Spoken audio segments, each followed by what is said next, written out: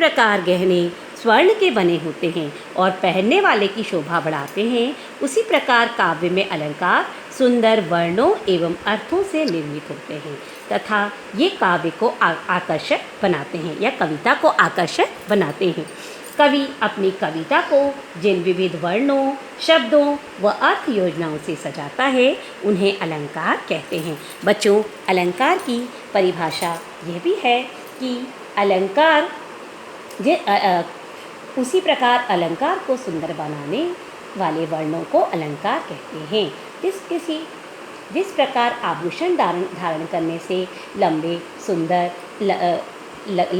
लगने लगती है, नारी स्त्री सुंदर लगने लगती है, उसके सौंदर्य में वृद्धि हो जाती है, उसी प्रकार काव्य को सुंदर बनाने वाले वर्णों को बच्चों हम अलंकार कहते हैं।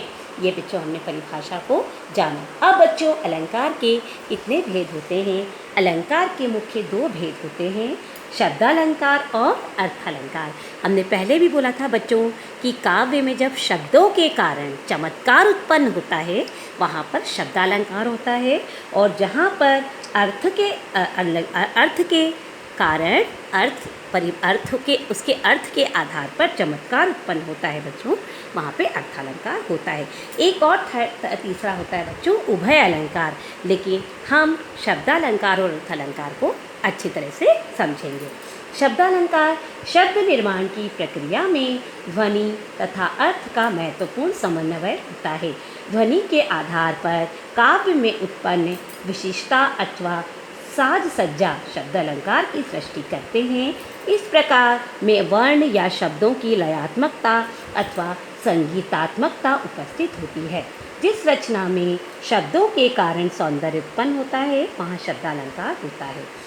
बच्चों, अब शब्दालंकार कितने प्रकार के होते हैं यहाँ पे आपको मैं नोट्स के द्वारा बता रही हूँ कि शब्द के यदि भेद अलंकार के यदि भेद पूछते हैं तो मुख्य 2 भेद, शब्दालंकार और अर्थालंकार। और शब्दालंकार में बच्चों शब्दों में चमत्कार होता है और अर्थालंकार में काव्य भाषा के अर्थ में चमत्कार होता है। अब बच्चों, शब्दालंकार विशिष्ट शब्दों के प्रयोग से काव्य के सौंदर्य में जब वृद्धि होती है तो वहाँ शब्दालंकार होता है।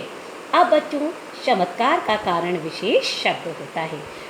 अर्थालंकार जहाँ शब्दों के अर्थ के कारण काव्य में सौंदर्य और चमत्कार पैदा हो वहाँ अर्थालंकार होता है। बच्चों, शब्दों में पाए जाने वाले चमत्कार निम्नांकित हैं। पहला, अनुप्रास, जो कि बहुत ही चर्चित और बहुत ही लोकप्रिय है। आप कई कविता में, जैसे आप